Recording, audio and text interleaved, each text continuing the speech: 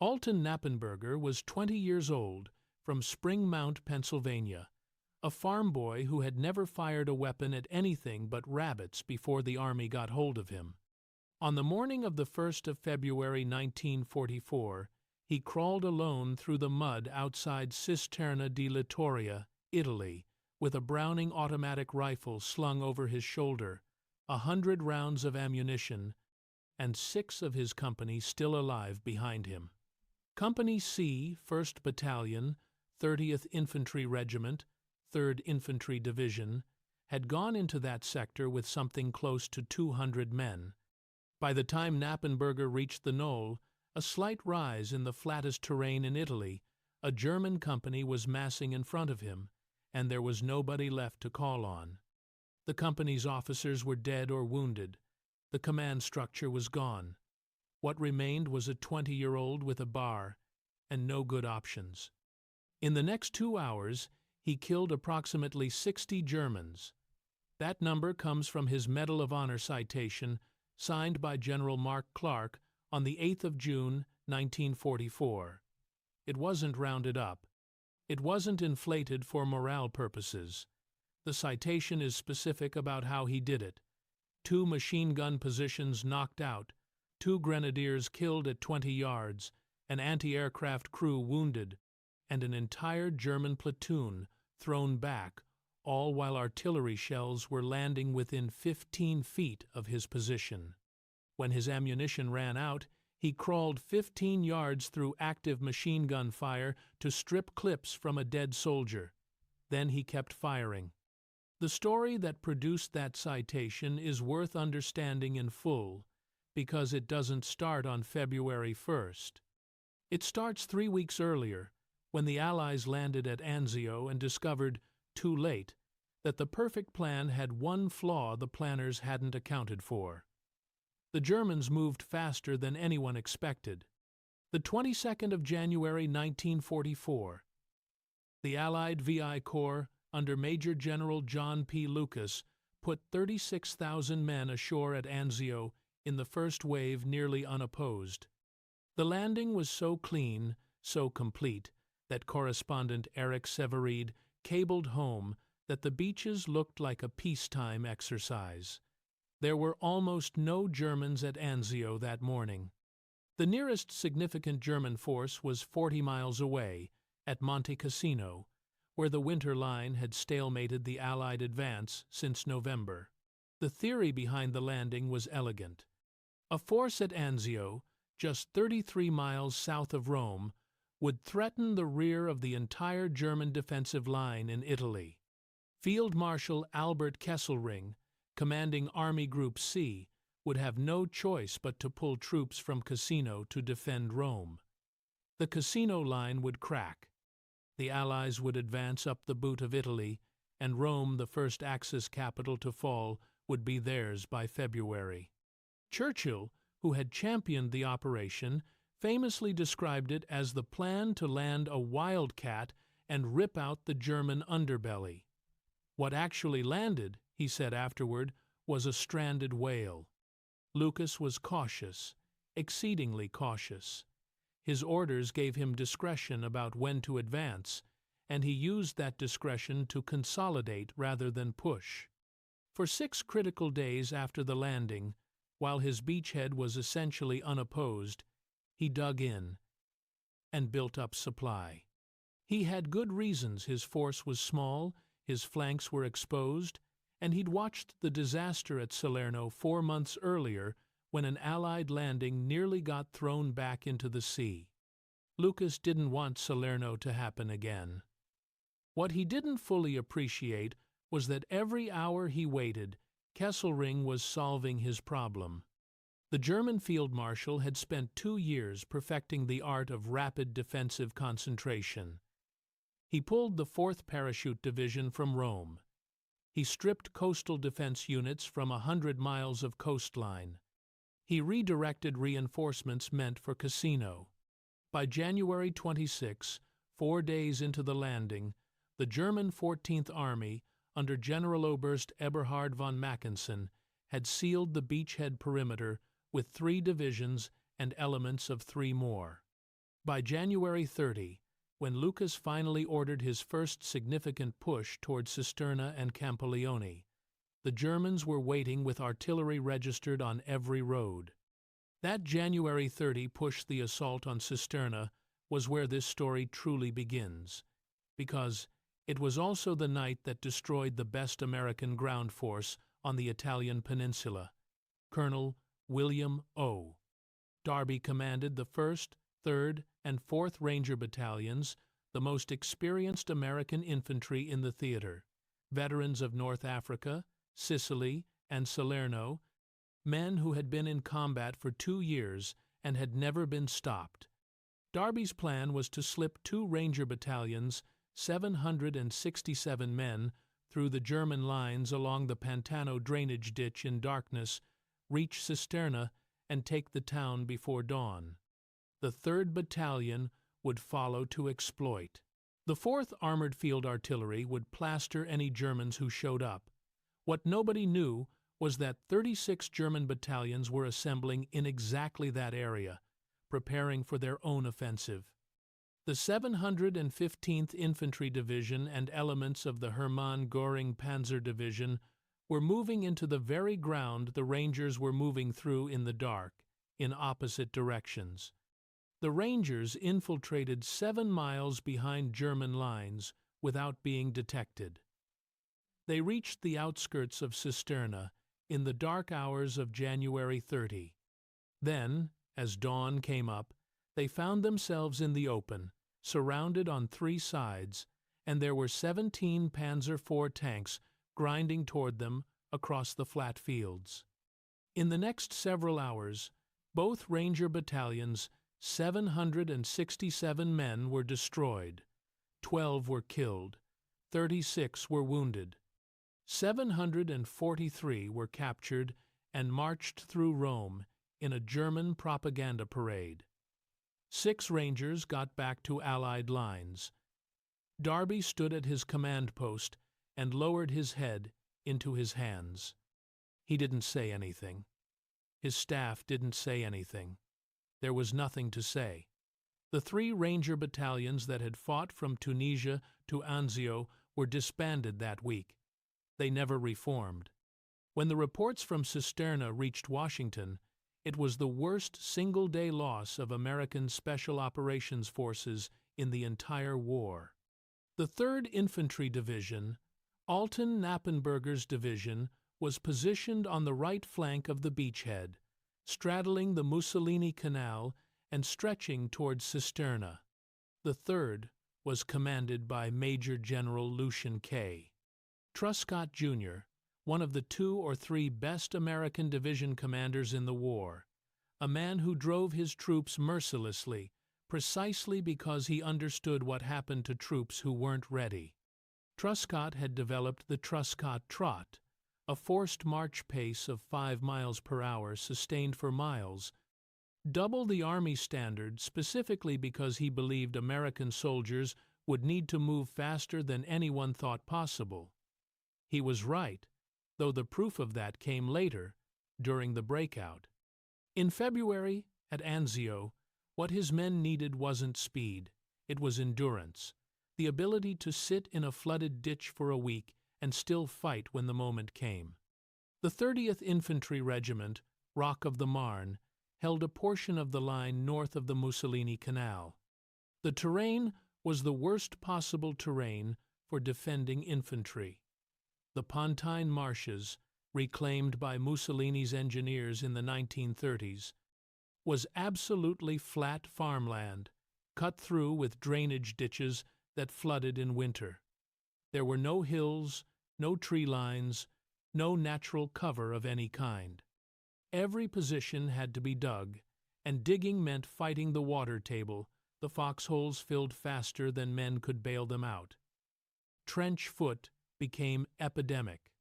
Shell fire that would have been absorbed by terrain on any other front sent shrapnel skating flat across the ground, and the German artillery was heavy. Kesselring had assembled 452 guns around the beachhead by early February, including two 283 mm Krupp K5 railway guns the Allies called Anzio Annie, weapons that could hurl a 5.50-pound shell 27 miles with extreme accuracy. Annie fired from tunnels in the Alban Hills, rolled out to shoot, and rolled back in before Allied counter-battery fire could find her. She killed men in the harbor, at the supply dumps, in the aid stations. There was no truly safe place on the beachhead.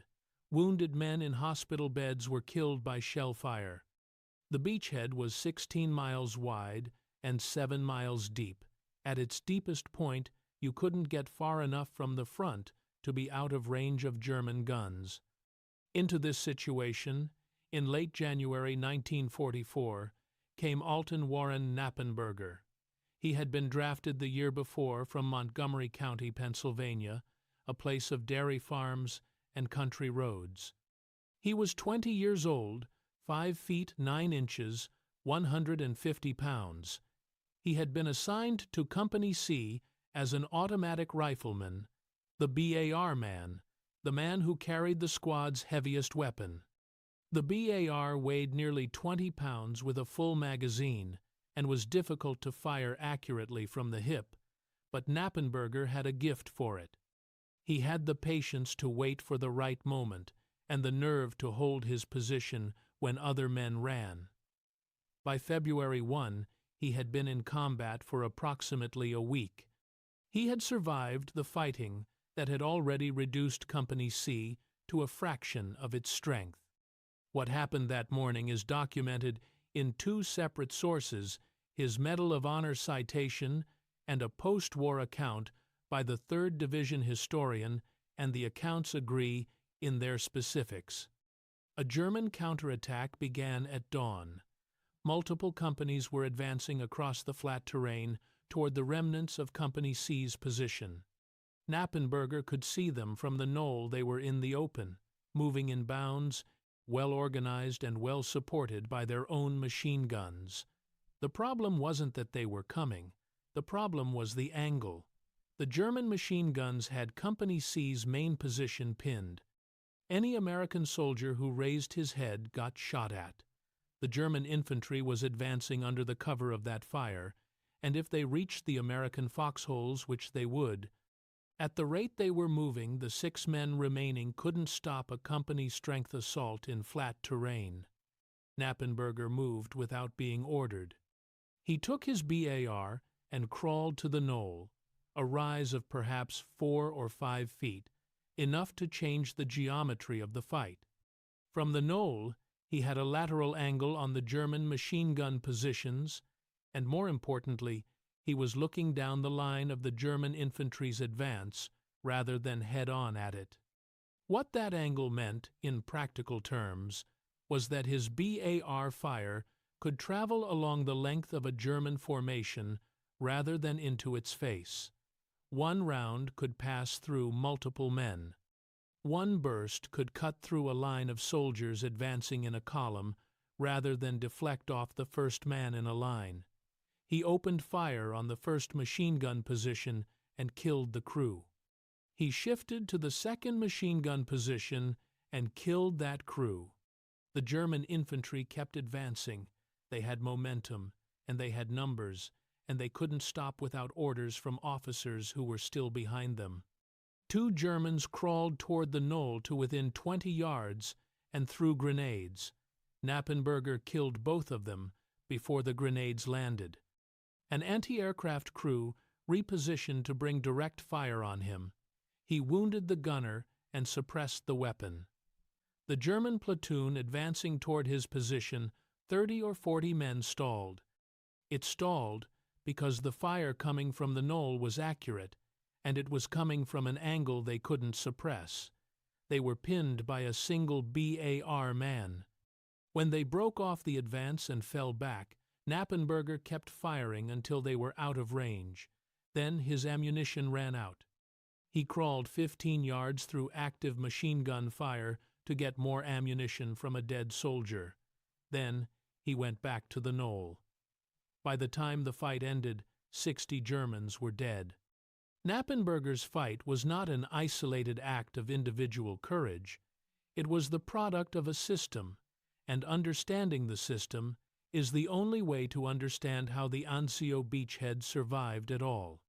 The German plan to destroy the beachhead Operation Fischfang, fishing, was personally approved by Hitler on the 11th of February, 1944. Hitler called it the greatest battle since World War I and invested it with the prestige of the Reich. Kesselring assembled what may have been the most concentrated force on a narrow front anywhere in the war at that point. 6 divisions in the first echelon, 2 more held in reserve for exploitation, plus armor and artillery on a scale he hadn't used in Italy before. The centerpiece was the Infantry Regiment, the 309th Panzer Grenadier Regiment, an elite demonstration unit flown from Germany specifically for this operation. These were the men who demonstrated the latest German tactics to military visitors. They were supposed to prove that German infantry could still break through massed American defensive fire. They were supposed to lead the assault down the Via Anziate and reach the sea. H hour was 0630 on the 16th of February, 1944. By noon, the Lehr Regiment had broken.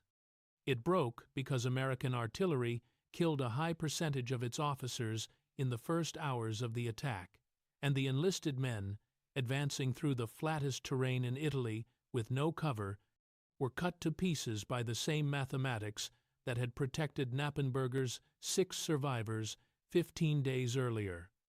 You cannot advance across open ground against massed artillery fire and survive. The German army had understood this on the Western Front in 1918 and had developed its stormtrooper tactics specifically to avoid it. 26 years later, on the same flat ground outside Anzio, they discovered that the problem hadn't changed. The Lehr Regiment broke and fled without orders, a historic humiliation for the Wehrmacht's showcase unit. German officers following behind tried to stop them. They could not. The VI Corps artillery response to the February 16 attack involved 432 guns. When a spotter plane identified 2,500 Germans advancing in the open toward a position held by the 157th Infantry's 3rd Battalion, the VI Corps Fire Control Center massed 224 guns on that target in 12 minutes. Not 12 minutes to order the fire. 12 minutes from the report to 224 gun barrels pointing at the same grid coordinate. The rounds arrived together. The Germans advancing in the open and flat terrain had nowhere to go. In the following 5 days of fighting, the Germans lost at least 5,389 men killed, wounded, and missing in the Fischfang offensive. Their first wave divisions were reduced to remnants. 1 regiment of the 715th Infantry Division came out with fewer than 185 men. The 65th Infantry Division had 673 effectives remaining. The American cost was also terrible. The 45th Infantry Division, which bore the main force of the German attack astride the Via Anziate, lost roughly half its strength in 36 hours. The 2nd Battalion, 157th Infantry, entered February 16 with 751 men and came out with 177, 90 of whom were immediately hospitalized. By February 17, Captain Felix Sparks commanded Company E with 28 men. By February 21, with 16.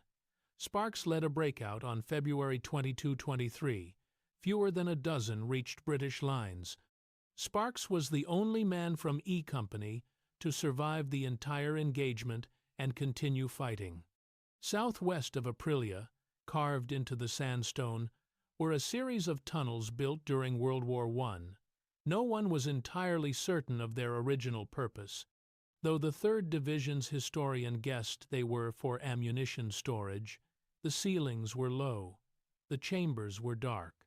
More than 50 Italian civilian women and children were already sheltering inside when the 2nd Battalion, 157th Infantry, was pushed back into them during the fighting of February 17-18. What the caves provided was something essentially impossible anywhere else on the beachhead: cover that artillery couldn't penetrate. German shells hit the sandstone and stopped. Inside, men who had been fighting for 36 hours straight could sleep in shifts. The battalion surgeon, Captain Peter Graffinino, set up his aid station in the largest chamber and worked under candlelight while the sound of fighting outside mixed with the echo of the tunnel walls. On the night of February 1819, the situation got close enough that Germans were throwing hand grenades into the battalion command post entrance. American artillery was called down on the caves themselves, friendly fire on their own position to drive the Germans back from the entrance. Graffinino and his medics stayed with the men too badly wounded to move when Sparks's remnants finally broke out. Graffinino spent the rest of the war as a prisoner. Many survivors had gone partially deaf from firing weapons inside the stone tunnels.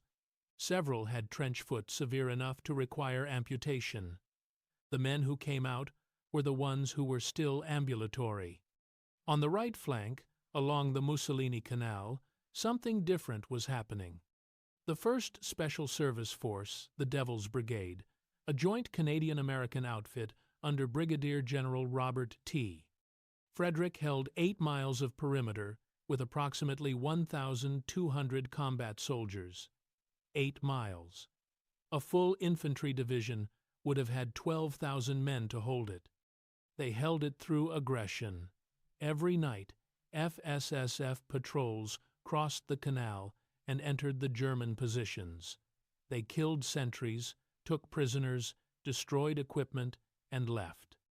Before they went, they left calling cards on the bodies of German soldiers, informing the recipient that he was dealing with men who enjoyed killing. The Hermann Göring Panzer Division, which faced them on the opposite bank, pulled its outpost line back half a mile to get some distance from the nightly raids.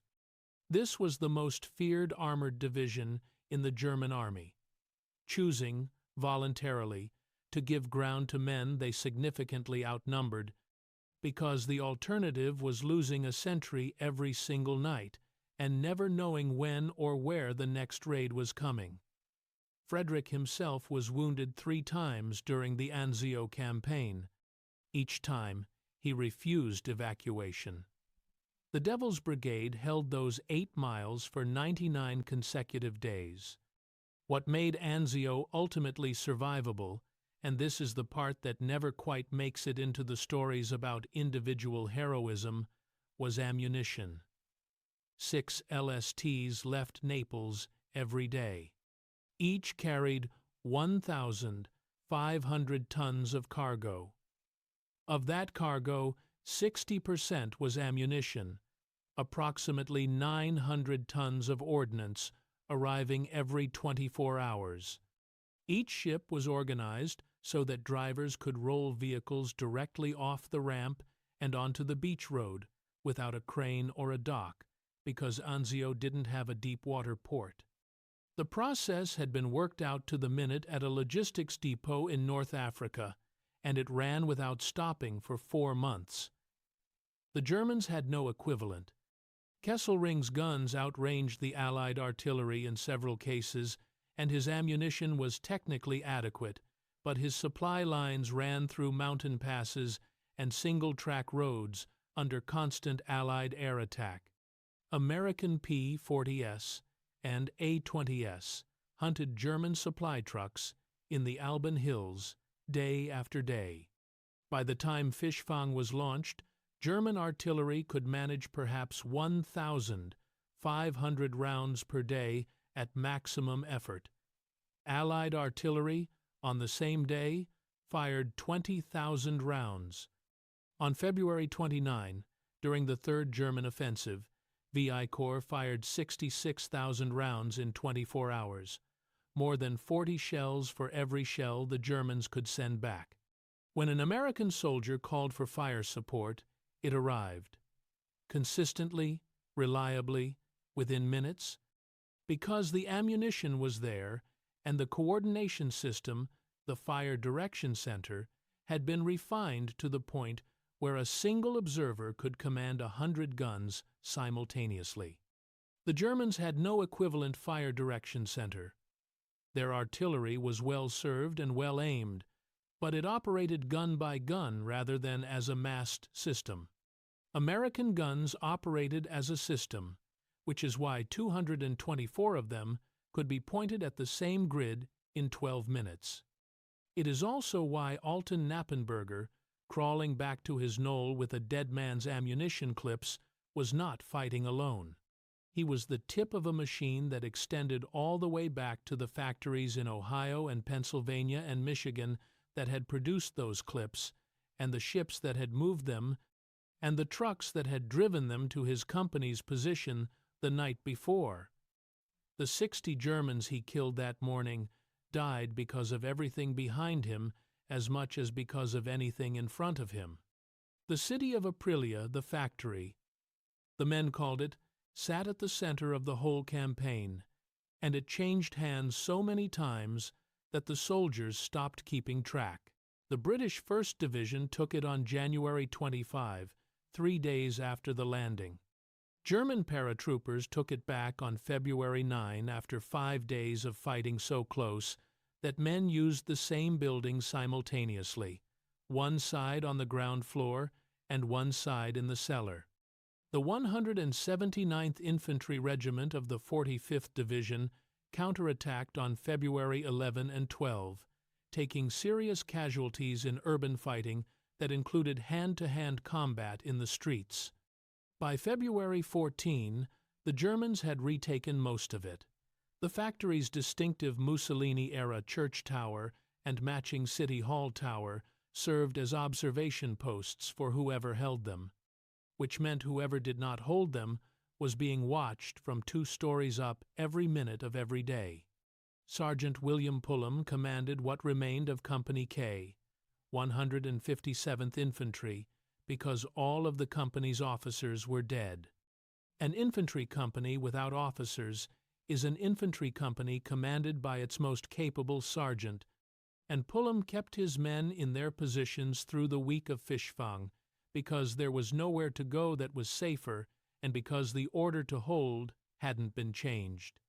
On February 17, the flyover became the German high water mark. The flyover was a concrete highway overpass where an unfinished railroad crossed above the Via Anziate, an ugly piece of Italian infrastructure that had never been important to anyone before that week. The 45th Division's command post was 1 mile behind it. The beaches were 7 miles behind it. When a few German panzers actually drove under the overpass and came out the other side, it was the closest the Wehrmacht got to pushing the Allies back into the sea at Anzio. American anti-tank fire destroyed those tanks within minutes, but the moment tanks under the flyover, 7 miles from the beach, was real. Major General Ernest Harmon, commanding the 1st Armored Division, organized the counterattack that stabilized the line on February 19. He called it Force H.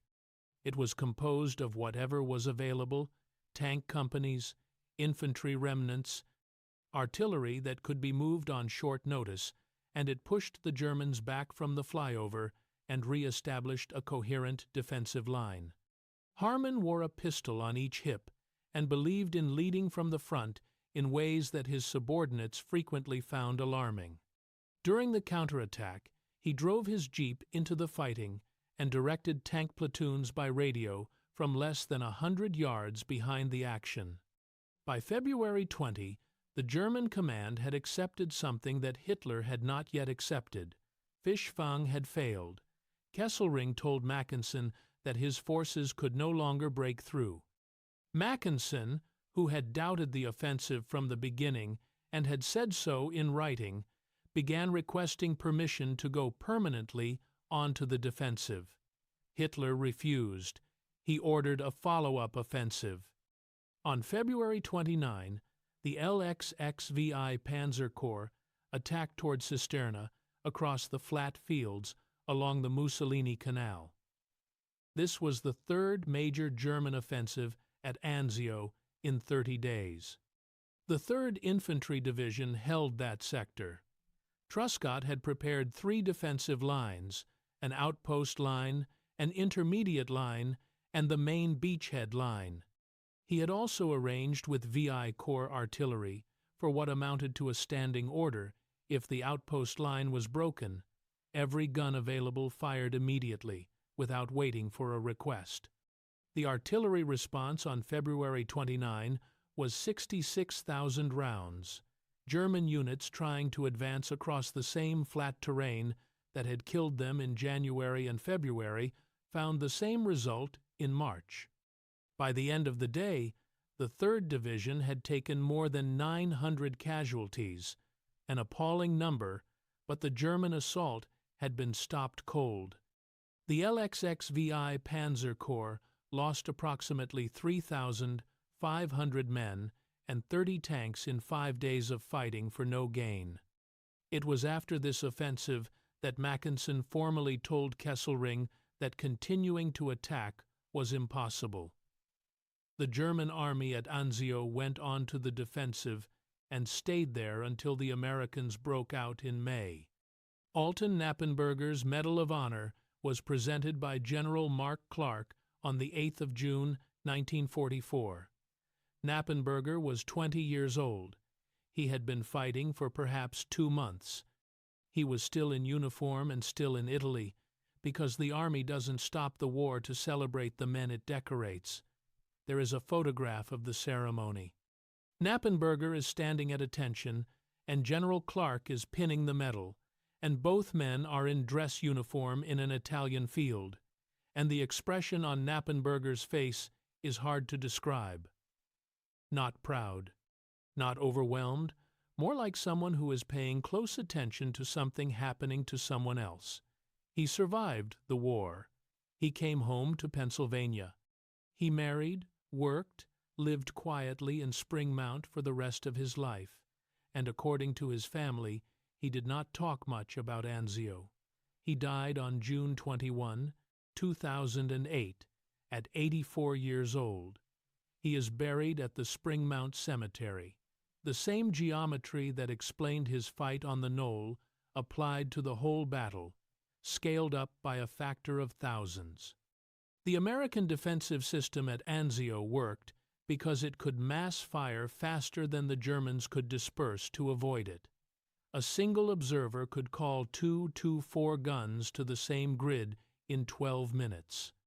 German infantry, advancing across flat terrain in winter, visible from the air, visible from observation posts, visible in daylight to every American position on the perimeter, had nowhere to go that American artillery couldn't follow.